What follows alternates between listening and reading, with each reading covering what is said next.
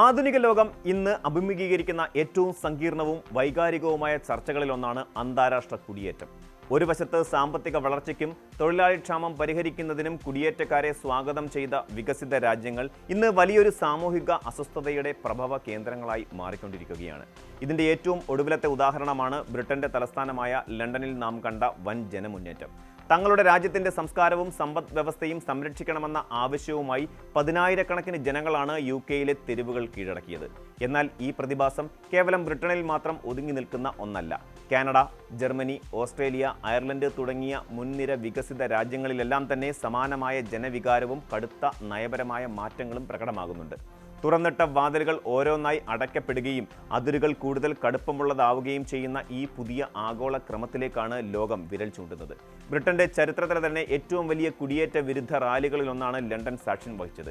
ചെറിയ ബോട്ടുകൾ വഴി ഇംഗ്ലീഷ് ചാനൽ കടന്ന് അനധികൃതമായി രാജ്യത്തേക്ക് പ്രവേശിക്കുന്നവരുടെ എണ്ണം വർദ്ധിക്കുന്നതിനെതിരെ കടുത്ത അമർഷമാണ് ജനങ്ങൾ പ്രകടിപ്പിച്ചത്.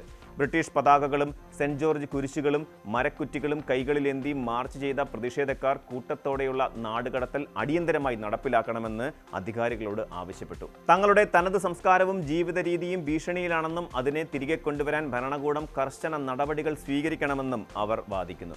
ഈ പ്രതിഷേധത്തിന്റെ മറ്റൊരു പ്രധാന വശം അഭിപ്രായ സ്വാതന്ത്ര്യവുമായി ബന്ധപ്പെട്ടതായിരുന്നു. സോഷ്യൽ മീഡിയ പോസ്റ്റുകളുടെ പേരിൽ പൗരന്മാരെ അറസ്റ്റ് ചെയ്യുന്ന നടപടി അവസാനിപ്പിക്കണമെന്ന ശക്തമായ ആവശ്യവും ഈ ഒരു റാലിയിൽ ഉയർന്നു കേട്ടു. വംശീയ അധിക്ഷേപങ്ങളും കുടിയേറ്റ വിരുദ്ധ പോസ്റ്റുകളും പ്രചരിപ്പിക്കുന്നതിൻ്റെ പേരിൽ സമീപകാലത്ത് പലർക്കുമെതിരെ UK ഭരണകൂടം കർശനമായ നിയമ നടപടികൾ സ്വീകരിച്ചിരുന്നു. ഇത് പൗരന്മാരുടെ സ്വതന്ത്രമായി പ്രതികരിക്കാനുള്ള അവകാശത്തെ ഹനിക്കുന്നു എന്നാണ് പ്രതിഷേധക്കാരുടെ വാദം. സോഷ്യൽ മീഡിയ പ്ലാറ്റ്ഫോമുകളിലൂടെയുള്ള വ്യാജ വിവരങ്ങളുടെ വ്യാപനവും ഈ വലിയ ജനക്കൂട്ടത്തെ തെരുവിലിറക്കാൻ വലിയ പങ്ക് വഹിച്ചിട്ടുണ്ട് എന്നത് ഇതിൻ്റെ മറ്റൊരു വശമാണ്.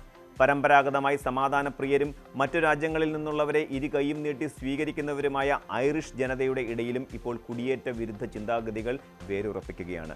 ഡബ്ലിൻ ഉൾപ്പെടെയുള്ള പ്രമുഖ ഐറിഷ് നഗരങ്ങളിൽ അടുത്ത കാലത്തായി വലിയ തോതിലുള്ള പ്രതിഷേധ പ്രകടനങ്ങൾ അരങ്ങേറി. അഭയാർത്ഥികൾക്കായി താൽക്കാലിക താമസ സൗകര്യങ്ങൾ ഒരുക്കുന്ന ഹോട്ടലുകൾക്കും കെട്ടിടങ്ങൾക്കും നേരെ കടുത്ത ജനരോഷമാണ് ഉയരുന്നത്.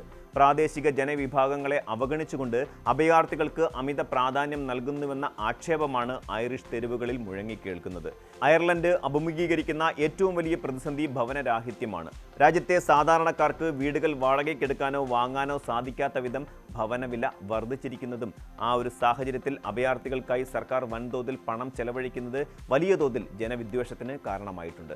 സ്വന്തം നാട്ടുകാർ തെരുവിൽ കഴിയുമ്പോൾ പുറത്തുനിന്ന് വരുന്നവർക്ക് മുൻഗണന നൽകുന്നത് അംഗീകരിക്കാനാവില്ലെന്നതാണ് ഇവിടുത്തെ കുടിയേറ്റ വിരുദ്ധ പ്രസ്ഥാനങ്ങളുടെ മുഖ്യവാദം. ഒരു കാലത്ത് യൂറോപ്പിലെ കുടിയേറ്റക്കാരുടെ ഏറ്റവും വലിയ അഭയകേന്ദ്രമായിരുന്ന ജർമ്മനിയും ഇപ്പോൾ തങ്ങളുടെ നിലപാടുകളിൽ വലിയ മാറ്റം വരുത്തിക്കഴിഞ്ഞു. സമീപകാലത്ത് കുടിയേറ്റവുമായി ബന്ധപ്പെട്ടുണ്ടായ രാഷ്ട്രീയ ചർച്ചകളെ തുടർന്ന് ചാൻസലർ ഒലാഫ് ഷോൾസിന്റെ നേതൃത്വത്തിലുള്ള ജർമ്മൻ സർക്കാർ എല്ലാ അതിർത്തികളിലും താൽക്കാലിക പരിശോധനകൾ കർശനമാക്കിയിരിക്കുകയാണ്. ഓസ്ട്രിയ, പോളണ്ട്, ചെക്കിയ, ഡെൻമാർക്ക്, നെതർലൻഡ് തുടങ്ങിയ അയൽ രാജ്യങ്ങളുമായുള്ള അതിർത്തികളിലെല്ലാം ഇപ്പോൾ കർശനമായ രേഖാ പരിശോധനകൾ നടക്കുന്നുണ്ട്. ഈ പുതിയ നിയന്ത്രണങ്ങൾ ജർമ്മനിയിലേക്കുള്ള അപേക്ഷകളിൽ വലിയ കുറവുണ്ടാക്കിയിട്ടുണ്ടെന്നാണ് ആഭ്യന്തര മന്ത്രാലയത്തിന്റെ കണക്കുകൾ സൂചിപ്പിക്കുന്നത്. എങ്കിലും അതിർത്തികൾ അടയ്ക്കുന്നതിലൂടെ യൂറോപ്യൻ യൂണിയന്റെ സ്വതന്ത്ര സഞ്ചാര നയമായ ഷെങ്കൻ കരാറിന്റെ അന്തസത്തയാണ് തകരുന്നത് എന്ന വിമർശനവും ഉയരുന്നുണ്ട്. വ്യവസായ മേഖലകളിൽ തൊഴിലാളി ക്ഷാമം രൂക്ഷമായിരിക്കെ കുടിയേറ്റം പൂർണ്ണമായി തടയുന്നത് സമ്പദ് വ്യവസ്ഥയെ ബാധിക്കുമെന്ന ആശങ്കയും സാമ്പത്തിക വിദഗ്ധർ പങ്കുവയ്ക്കുന്നു. എങ്കിലും രാജ്യത്തെ ക്രമസമാധാന നിലയും സുരക്ഷയും മുൻനിർത്തി കർശനമായ പരിശോധനകളുമായി മുന്നോട്ട് പോകാനാണ് ജർമ്മനിയുടെ തീരുമാനം. കുടിയേറ്റക്കാരുടെ സ്വർഗരാജ്യമെന്ന് വിശേഷിപ്പിക്കപ്പെട്ടിരുന്ന കാനഡയിൽ നിന്നും ഇപ്പോൾ പുറത്തുവരുന്ന വാർത്തകൾ അന്താരാഷ്ട്ര സമൂഹത്തെ അത്ഭുതപ്പെടുത്തുന്നതാണ്. ചരിത്രത്തിലാദ്യമായി കാനഡ തങ്ങളുടെ സ്ഥിരതാമസക്കാരുടെ എണ്ണത്തിൽ വൻ കുറവ് വരുത്താൻ തീരുമാനിച്ചിരിക്കുന്നു. പുതിയ കുടിയേറ്റ നിയമമനുസരിച്ച് അടുത്ത 3 വർഷത്തേക്ക് രാജ്യം അനുവദിക്കുന്ന പെർമനന്റ് റെസിഡന്റ് വിസകളുടെ എണ്ണത്തിൽ ലക്ഷങ്ങളുടെ കുറവാണ് വരുത്തുന്നത്. ഇതിനു പുറമെ വിദേശ വിദ്യാർത്ഥികൾക്ക് ഏർപ്പെടുത്തിയിരിക്കുന്ന കർശനമായ നിയന്ത്രണങ്ങൾ കാനഡയിലേക്കുള്ള ഒഴുക്കിനെ വലിയ രീതിയിൽ ബാധിച്ചിട്ടുണ്ട്. അന്താരാഷ്ട്ര വിദ്യാർത്ഥികളുടെ എണ്ണത്തിൽ ഗണ്യമായ കുറവ് വരുത്തുന്നതിനോടൊപ്പം വിദേശ തൊഴിലാളികൾക്കുള്ള യോഗ്യതാ മാനദണ്ഡങ്ങളും കടുപ്പമാക്കിയിട്ടുണ്ട്. ജനസംഖ്യയിലുണ്ടായ അനിയന്ത്രിതമായ വർധനവ് രാജ്യത്തെ ഭവന വിപണിയെയും ആരോഗ്യ സംവിധാനങ്ങളെയും ഗതാഗത സൗകര്യങ്ങളെയും കടുത്ത സമ്മർദ്ദത്തിലാക്കിയതാണ് കാനഡയെ ഇത്തരമൊരു കടുത്ത തീരുമാനത്തിലേക്ക് നയിച്ചത്. അടിസ്ഥാന സൗകര്യങ്ങൾ വികസിപ്പിക്കാതെ ജനങ്ങളെ രാജ്യത്തേക്ക് ആകർഷിച്ചതാണ് ഈ പ്രതിസന്ധിക്ക് കാരണമെന്ന് കനേഡിയൻ പൗരന്മാർ വിശ്വസിക്കുന്നു. ദക്ഷിണാർദ്ധഗോളത്തിലെ പ്രധാന സാമ്പത്തിക ശക്തിയായ ഓസ്ട്രേലിയയും കുടിയേറ്റക്കാരുടെ എണ്ണം കുറയ്ക്കുന്നതിനുള്ള തീവ്ര ശ്രമങ്ങളിലാണ്. കോവിഡിന് ശേഷമുള്ള കാലയളവിൽ കടുത്ത ജനസംഖ്യാ വർധനവിനാണ് രാജ്യം സാക്ഷ്യം വഹിച്ചത്. ഇത് മെൽബൺ, സിഡ്നി തുടങ്ങിയ പ്രമുഖ നഗരങ്ങളിൽ വലിയ രീതിയിലുള്ള ഭവന പ്രതിസന്ധികൾക്കും വാടക നിരക്കിലെ വർധനവിനും കാരണമായി. ഇതേ തുടർന്ന് താൽക്കാലിക വിസകളിൽ എത്തുന്നവരുടെ എണ്ണം നിയന്ത്രിക്കാൻ സർക്കാർ തീരുമാനിക്കുകയായിരുന്നു.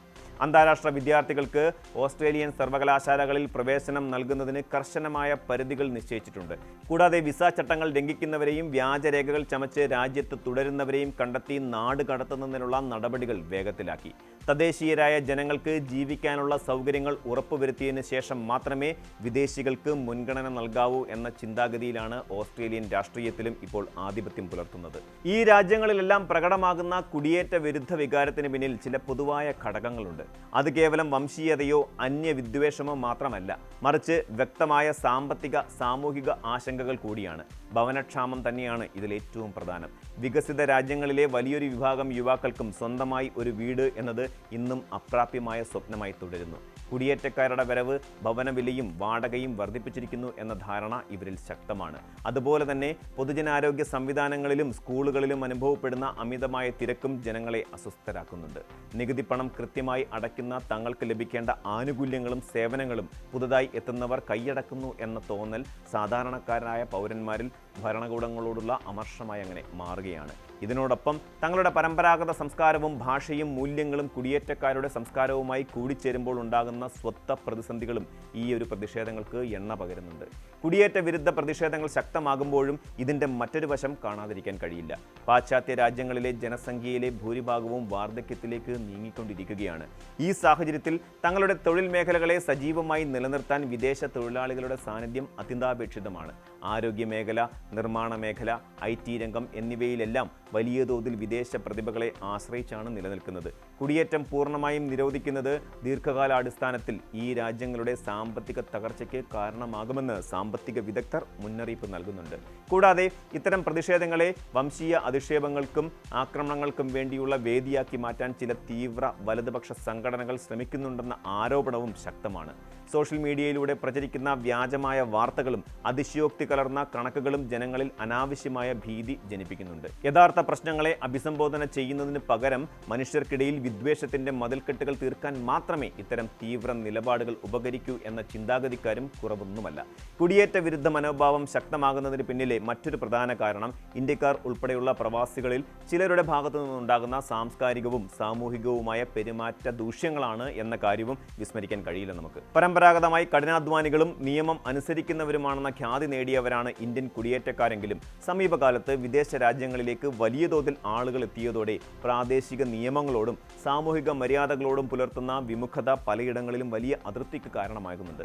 പൊതുസ്ഥലങ്ങളിലെ അച്ചടക്കമില്ലായ്മ, അമിതമായി ശബ്ദമുണ്ടാക്കൽ, പ്രാദേശിക സംസ്കാരങ്ങളെയും ജീവിത രീതികളെയും ഉൾക്കൊള്ളാൻ തയ്യാറാകാതെ സ്വന്തം കൂട്ടായ്മകളിൽ മാത്രം ഒതുങ്ങിക്കൂടൽ, ഗതാഗത നിയമങ്ങളുടെ ലംഘനം തുടങ്ങിയ കാര്യങ്ങളിൽ തദ്ദേശീയരായ ജനങ്ങളിൽ കടുത്ത അമർഷം ജനിപ്പിക്കുന്നുണ്ട്. തങ്ങളുടെ നാടിന്റെ സമാധാനപരമായ അന്തരീക്ഷവും സിവിക് സെൻസും ഇത്തരക്കാരുടെ മോശം പെരുമാറ്റം മൂലം തകരുന്നു എന്ന വികാരം ശക്തമാകുമ്പോൾ അത് രാജ്യത്ത് പൊതുവായി നിലനിൽക്കുന്ന കുടിയേറ്റ വിരുദ്ധ വികാരത്തിന് കൂടുതൽ ആക്കം കൂട്ടുകയും വിദേശികളോടുള്ള സഹിഷ്ണുത പൊതുസമൂഹത്തിൽ കുറയാൻ കാരണമാവുകയും ചെയ്യുന്നു. ലണ്ടനിലെ തെരുവുകളിൽ ഉയർന്ന മുദ്രാവാക്യങ്ങൾ കേവലം ഒരു രാജ്യത്തിൻ്റെ മാത്രം ശബ്ദമല്ല, മറിച്ച് ആഗോളതലത്തിൽ സംഭവിച്ചുകൊണ്ടിരിക്കുന്ന ഒരു വലിയ മാറ്റത്തിൻ്റെ പ്രതിഫലനമാണ്. മാനുഷിക പരിഗണനകളും സാമ്പത്തിക വളർച്ചയും ഒരു വശത്തും തദ്ദേശീയരുടെ സുരക്ഷയും വിഭവങ്ങളുടെ പരിമിതിയും മറുവശത്തുമായി നിൽക്കുന്ന സങ്കീർണമായ ഒരു അവസ്ഥയിലാണ് ഇന്ന് ലോക രാജ്യങ്ങൾ. കുടിയേറ്റത്തെ പൂർണ്ണമായി നിരോധിക്കാനോ അല്ലെങ്കിൽ പൂർണ്ണമായി തുറന്നു വിടാനോ ഒരു ഭരണകൂടത്തിനും സാധിക്കുകയില്ല. ഇവിടെ പ്രധാനം ബാലൻസിംഗ് ആയ നയരൂപീകരണമാണ്. രാജ്യത്തിൻ്റെ അടിസ്ഥാന സൗകര്യങ്ങളുടെ വികസനത്തിന് അനുസൃതമായി മാത്രം കുടിയേറ്റ നിരക്കുകൾ ക്രമീകരിക്കുക, അനധികൃത കുടിയേറ്റങ്ങളെ കർശനമായി തടയുക, പൗരന്മാരുടെ ആശങ്കകളെ അനുഭാവപൂർവ്വം കേൾക്കുക എന്നിവ മാത്രമാണ് ഇതിനുള്ള ഏക പരിഹാരം. ലോകം വലിയൊരു പരിവർത്തനത്തിലൂടെ കടന്നു പോകുമ്പോൾ അക്രമരഹിതവും യുക്തിസഹവുമായ ചർച്ചകളിലൂടെ മാത്രമേ സുസ്ഥിരമായ ഒരു ഭാവി കെട്ടിപ്പടുക്കാൻ മനുഷ്യരാശിക്ക് സാധിക്കുകയുള്ളൂ. കൂടുതൽ വാർത്തകൾക്ക് news 18 Keralam YouTube channel subscribe ചെയ്യുക.